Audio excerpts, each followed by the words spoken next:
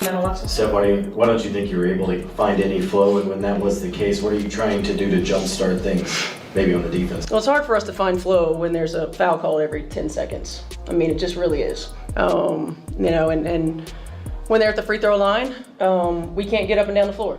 And that's a challenge. They were much more aggressive and physical defensively. We didn't counter that with our off-ball actions or with our back cuts.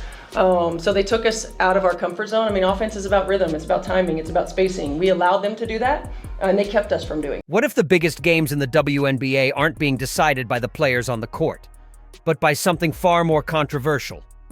Fans are starting to believe that outcomes aren't just about talent, strategy, or hustle. Instead, the spotlight is turning toward the referees and the possibility of bias that could shake the league's credibility. But before we go too deep, let's rewind to the moment that lit this fire. Game 1 of the Indiana Fever versus the Las Vegas Aces series was supposed to be a showcase of raw competition. Indiana, the underdog, shocked everyone by stealing the opening game in Vegas. For a brief moment, it looked like a Cinderella story in the making. But almost immediately, the script flipped. From Game 2 onward, calls started piling up in ways that felt too one-sided to ignore. Whistles for the Aces at the slightest contact. Silence whenever Indiana got hit with elbows or thrown to the ground. What began as an inspiring upset quickly turned into something fans described as a heist unfolding in real time. And if that wasn't enough to stir outrage, what came next only amplified the firestorm. Indiana Fever head coach Stephanie White couldn't stay silent. After seeing her team suffer a -31 free throw discrepancy, yes, 31, she delivered one of the most passionate post-game interviews of her career. I think it's pretty egregious what's been happening to us the last few games. A -31 free throw discrepancy. And I might be able to understand it if we were just chucking threes, but we're not. We're attacking the rim. And the disrespect right now for our team has been pretty unbelievable. So it's disappointing. Her message was simple but powerful. This wasn't about missed shots or bad execution. This was about respect, fairness, and the integrity of the league itself. Fans inside the arena knew it. Social media erupted with support. The numbers didn't lie. Something wasn't right. But one angry coach's comments were just the tip of the iceberg. The real story came from what fans uncovered when they started rewatching the tape. Clip after clip spread online. Plays where Fever defenders got called for fouls simply for breathing on their opponents. Possessions where Aces players bulldozed into the lane and somehow walked away with free throws. Even moments where Indiana's coaches tried to challenge a call, only to have referees flat out ignore them.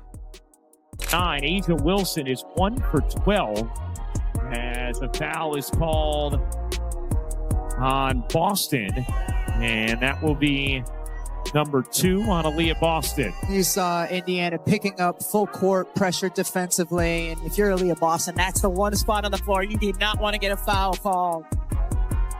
And Stephanie White is trying to challenge it and did not call the timeout in time.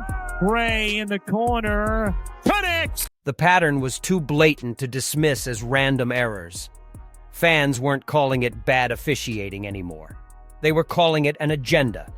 Analysts highlighted flops, missed reviews, and illegal screens that magically went unpunished.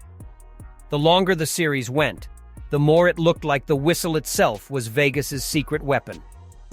And yet, in the middle of all this chaos, one player became the symbol of Indiana's resilience.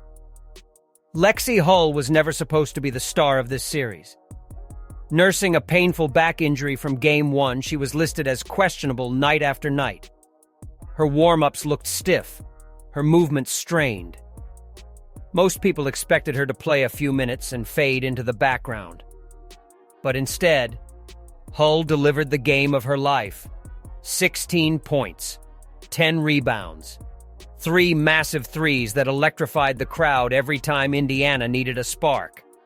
Cameras caught her grimacing in pain, yet she kept diving for loose balls, boxing out bigger opponents, and even saving possessions with steals and blocks. Her performance wasn't just about stats. It was about grit, courage, and playing for something bigger than herself. Fans rallied to her, chanting her name as she kept Indiana alive. But while Hull was becoming a warrior in front of thousands, the spotlight was stolen by someone else, and not for the reasons you'd expect. The reigning MVP, A'ja Wilson, opened Game 3 with a confident three-pointer. It should have been the start of a dominant night. Instead, it was the beginning of one of the worst playoff performances of her career. By halftime, she was 1 for 11 from the field. Bricks piled up possession after possession, and the reason wasn't bad luck. It was Aaliyah Boston. Boston's defense was suffocating, forcing Wilson into awkward fadeaways and contested jumpers.